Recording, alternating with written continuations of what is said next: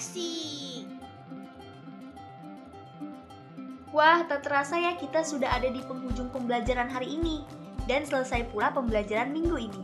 Tapi sebelum itu, cobalah merefleksi pembelajaran hari ini dengan menjawab soal berikut. Hitunglah banyaknya bahan bakar yang diperoleh jika membayar sejumlah uang berikut. Ingat, kalian bisa gunakan rumus yang telah kita pelajari tadi. Nah, apabila kalian sudah selesai menghitung, kalian bisa mencocokkan jawaban kalian dengan jawaban yang ini ya.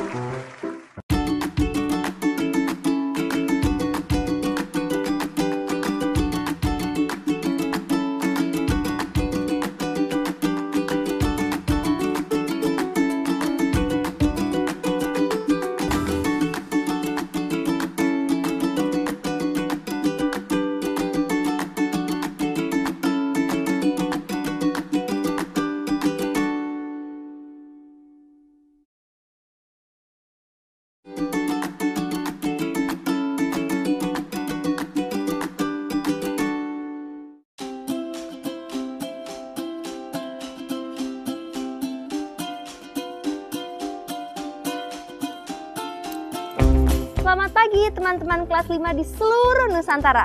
Bagaimana kabar kalian hari ini? Semoga sehat selalu ya. Hari ini, aku dan Doni bersama teman-temannya akan membuat proyek kreatif tentang mainan alat transportasi dari bahan alam. Ayo, kalian sudah menyiapkan bahan-bahan untuk membuat proyek kreatif minggu ini belum? Sebelum kita memulai pembelajaran hari ini, jangan lupa untuk selalu berdoa ya, agar ilmu yang didapatkan bisa berguna.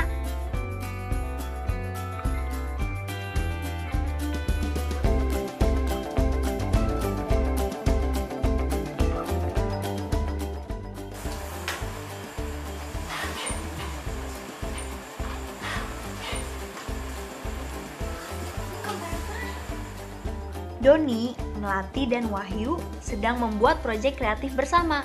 Teman-teman kelas 5 pasti juga memiliki proyek kreatif yang sudah mulai dikerjakan sejak awal minggu kan? Apakah kalian sudah menggambar sketsa dan mencatat daftar bahan dan alat yang dibutuhkan? Bagaimana persiapan kalian?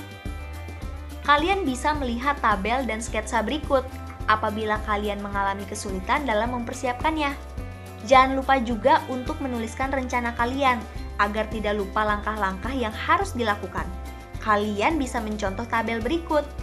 Oh iya, kalian bisa meminta bantuan orang tua dan wali kalian di rumah apabila kalian mengalami kesulitan.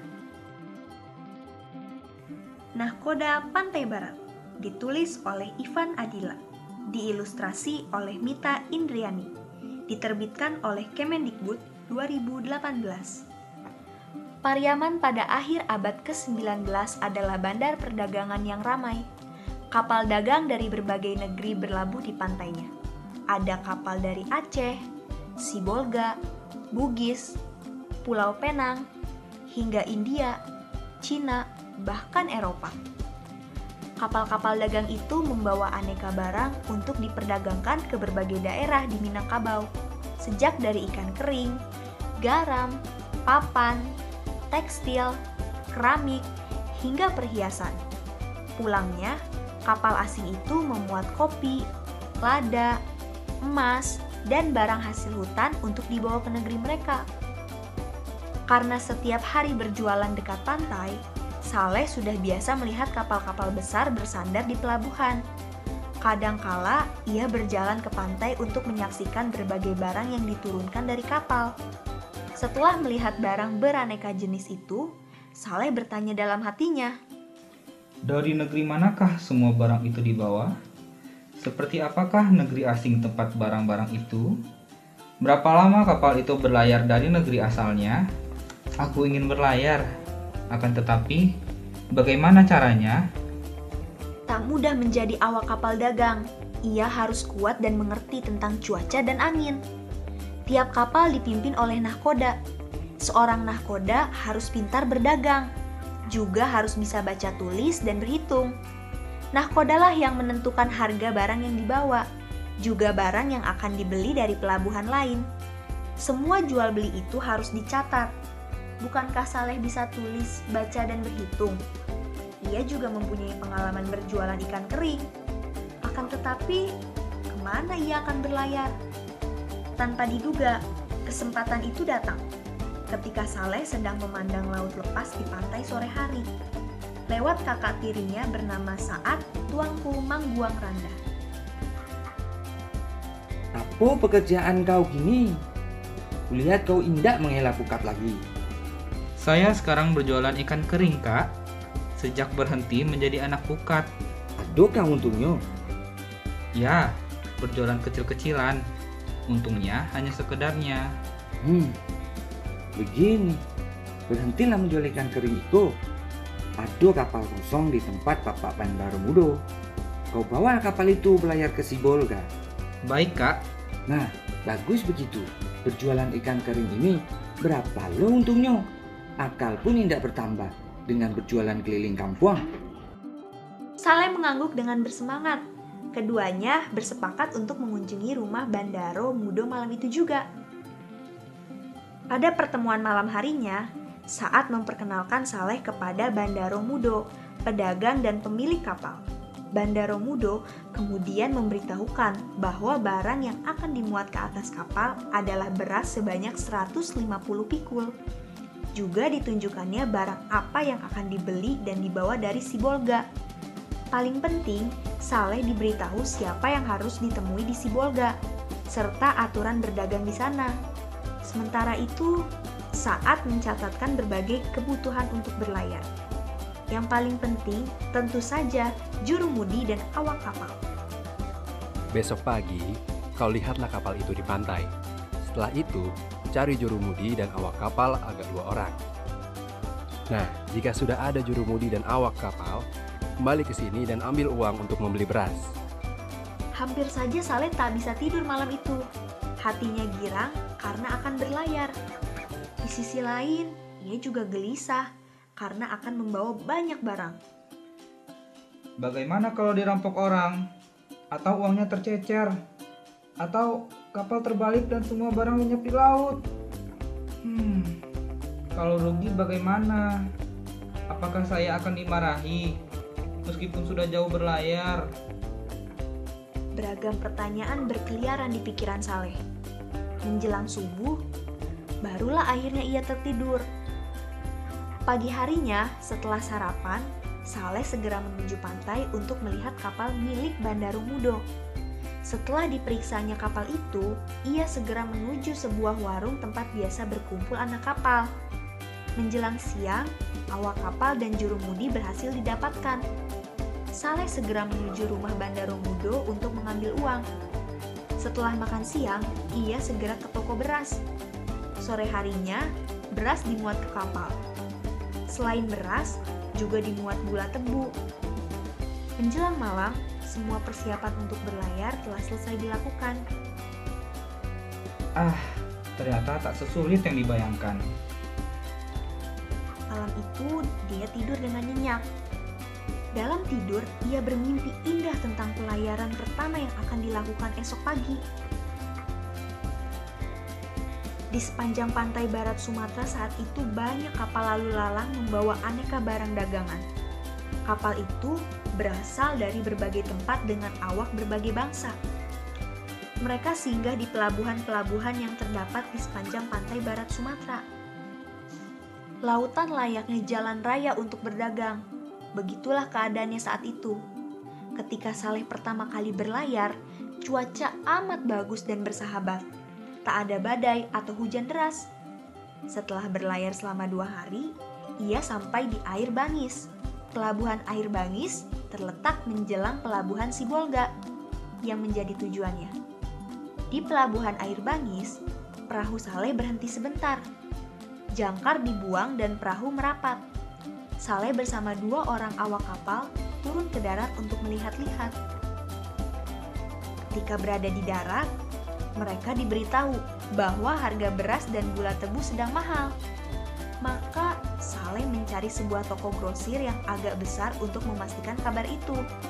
Setelah memastikan bahwa harga beras dan gula tebu memang mahal, Saleh memutuskan untuk menjual barang-barang yang dibawanya di Pelabuhan Air Bangis. Di tempat itu, Saleh membeli sagu dan rotan. Itulah muatan untuk mereka bawa pulang. 2 hari kemudian, kapal Saleh berlayar kembali menuju Pariaman. 2 hari berlayar, Saleh sampai di Pariaman. Ia segera melapor ke Bandaro Mudo. Pak Bandaro, kami tak jadi ke Sibolga, hanya sampai ke Air Bangis. Mengapa? Apa cuaca buruk? Atau ada halangan lain? Bukan karena ada jembatan, Pak, tetapi karena di Air Bangis harga beras dan gula sedang bagus. Jadi, kami jual saja barang itu di sana. Oh, baguslah kalau begitu. Dari Air Bangis, barang apa aja yang dibawa? Kami membeli sagu dan rotan. Kalau begitu, langsung saja jual kedua barang itu ya. Saleh pun menuju pasar. Baik sekali nasib Saleh kali ini. Ternyata sagu dan rotan sedang sulit di Pariaman saat itu. Jadi kedua barang itu laku dengan cepat. Harganya pun cukup mahal, sehingga Saleh mendapatkan laba yang lumayan banyak pada pelayaran pertama itu. Malam harinya, Saleh melapor hasil yang didapatnya kepada Bandaro Mudo. Bandaro Mudo mengamati catatan modal, ongkos, dan penjualan barang yang ditulis Saleh. Pedagang itu kemudian mengambil sejumlah uang ongkos kapal. Sisanya ia berikan kepada Saleh untuk modal pelayaran berikutnya. Sejak saat itu, Saleh menekuni pekerjaan sebagai nahkoda kapal dagang. Berbagai jenis kapal pernah ia pimpin, mulai kapal yang kecil hingga yang besar. Dengan kapal itu, ia mengarungi lautan, menyinggahi banyak pelabuhan, dan pulau di sepanjang pantai barat. Berbagai pengalaman menarik dialami Saleh selama menjadi nahkoda.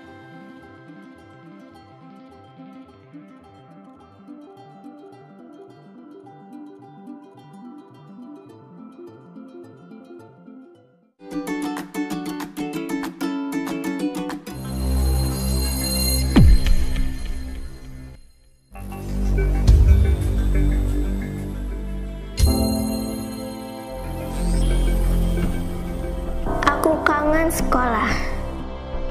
Aku kangen Bapak Ibu guru. Aku rindu kawan-kawanku.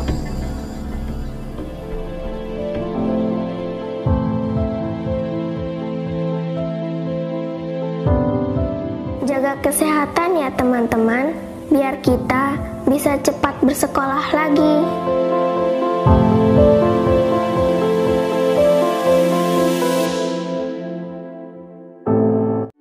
Hai teman-teman kelas 5, seperti biasa, sekarang saatnya kalian untuk melengkapi garis bilangan yang ada di layar. Di manakah letak bilangan-bilangan berikut pada garis bilangan di atas? Bilangan 1/3, bilangan 1/4, bilangan 1 2/3, bilangan 1 3/4.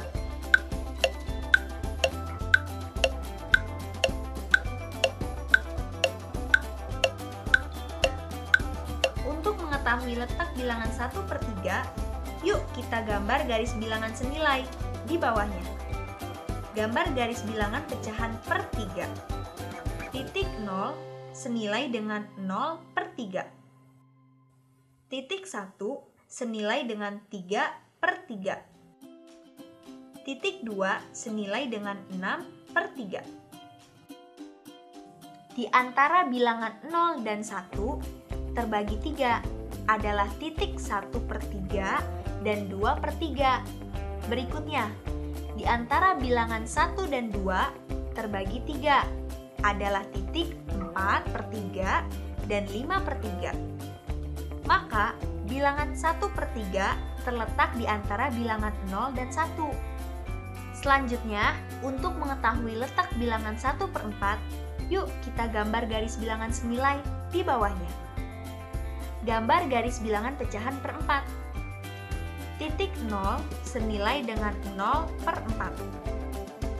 Titik 1 senilai dengan 4/4. Titik 2 senilai dengan 8/4.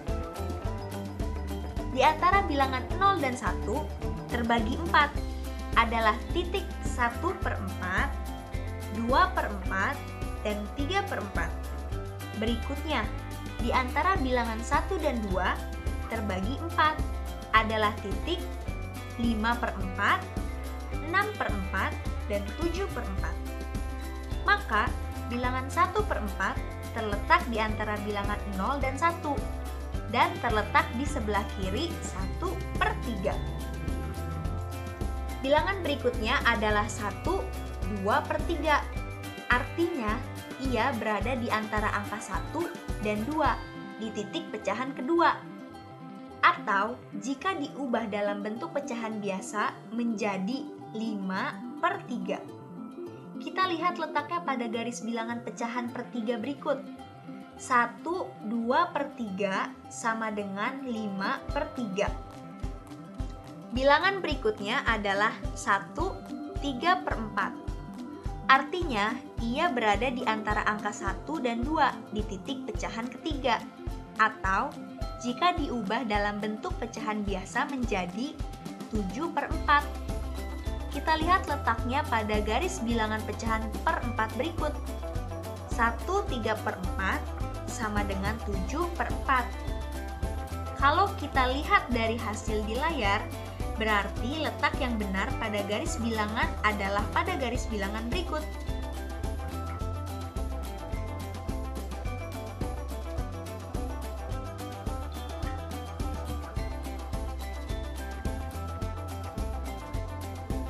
Suatu hari, Abi Satya ikut ayah mengisi bensin di SPBU. Mau diisi Pertamax atau Pertalite? Pertalite saja, Pak. Yang penuh ya. Apa bedanya Pertalite dan Pertamax ya? Mengapa ayah memilih Pertalite? Kamu harus tahu, Abi, di Indonesia ada banyak jenis bahan bakar minyak. Untuk sepeda motor contohnya. Umumnya yang populer adalah Premium, Pertalite, dan Pertamax. Salah satu perbedaan di antara ketiganya adalah bilangan oktan yang berbeda-beda dari masing-masing bahan bakar tersebut. Ya, itu tadi percakapan Abi dan ayahnya tentang bilangan oktan pada bahan bakar kendaraan bermotor. Di Indonesia, bilangan oktan disebut juga dengan Research Octane Number atau RON. RON merupakan perbandingan antara kandungan oktana dan heptana pada bensin. Makin tinggi kandungan oktana, makin bagus kualitas bensin. Premium memiliki RON 88, artinya 88% kandungan adalah oktana dan 12% sisanya adalah heptana. Seandainya kandungan oktana dan heptana pada premium bisa dipisahkan dan dibagi ke dalam 100 wadah, maka oktana akan menempati 88 bagian, sedangkan 12 bagian ditempati oleh heptana.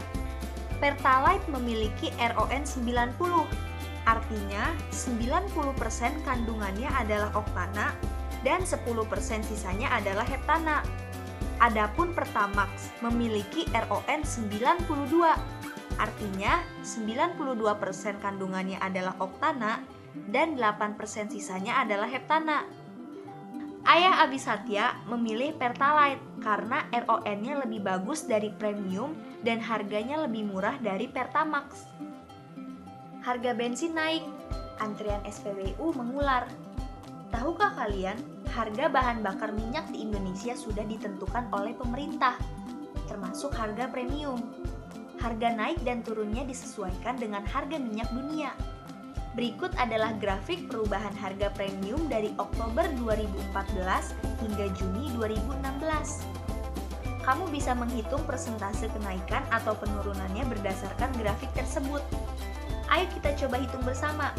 Perhatikan periode Oktober 2014 sampai November 2014. Terjadi kenaikan di sini. Harga premium semula Rp6.500, naik menjadi Rp8.500. Kita hitung berapa persentase kenaikannya. Kita tahu, besar kenaikannya adalah 8.500 dikurangi 6.500 sama dengan 2.000. Rumus persentase kenaikan sama dengan kenaikan atau penurunan dibagi harga awal dikali 100%. Sekarang kita masukkan angkanya ke rumus.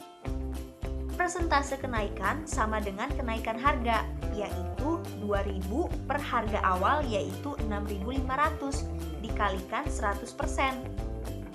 Pada bilangan pecahan, pembilang dan penyebut sama-sama dibagi 500, sehingga didapatkan 4/13 dikali 100% sama dengan 400/13%. Nah, sekarang kita bagi 400 dengan 13 dengan cara pembagian bersusun. Sehingga hasilnya ialah 30,769 atau dibulatkan menjadi 30,77%. Jadi, kenaikan BBM pada November 2014 sebesar 30,77%. Coba, untuk pelatihan kalian bisa melengkapi isian pada tabel berikut ini. Pertama, Pak, 20.000. Dari nol ya, Pak. Ketika membeli bensin di SPBU, seringkali pembeli menyebutkan nominal angka rupiah bulat yang ingin ia bayarkan. Misalnya Pertalite 10.000 atau Pertamax 20.000 dan sebagainya. Kemudian, petugas akan langsung menekan angka 20.000 pada mesin dan menarik nozzle untuk memulai pengisian. Apakah kalian bisa hitung berapa liter yang akan Ayah Abi dapatkan dengan membeli Pertamax seharga Rp20.000? Kita bisa hitung dengan rumus berikut. Banyaknya bahan bakar sama dengan uang yang dibayarkan dibagi harga jual per liter. Kita masukkan angkanya ke rumus ya.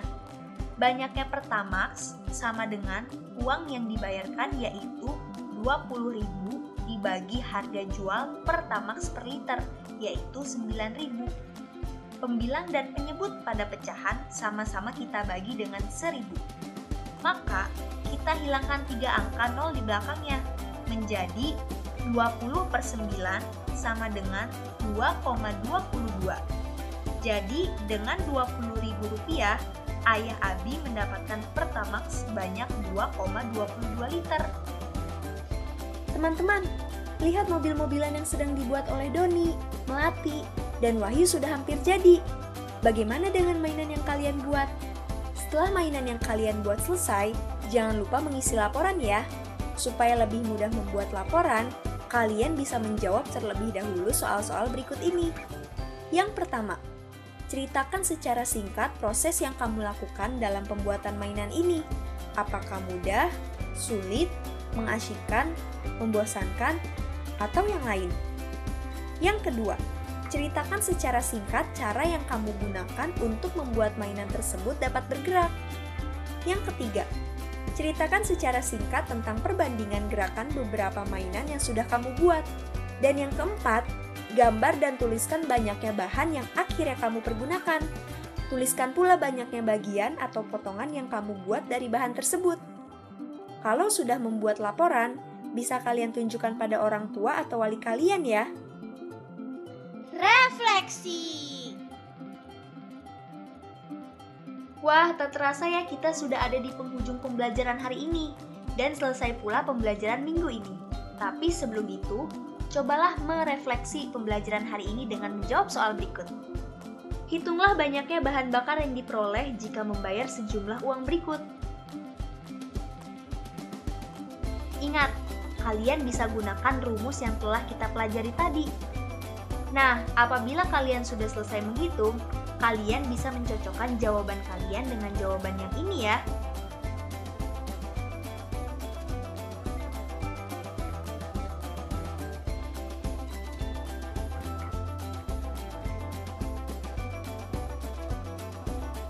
pembelajaran hari ini sudah selesai nih teman-teman. Semoga ilmu yang kalian dapatkan bisa bermanfaat ya. Sampaikan salamku untuk orang tua dan wali kalian di rumah. Tetap sehat dan semangat. Sampai jumpa minggu depan. Dadah!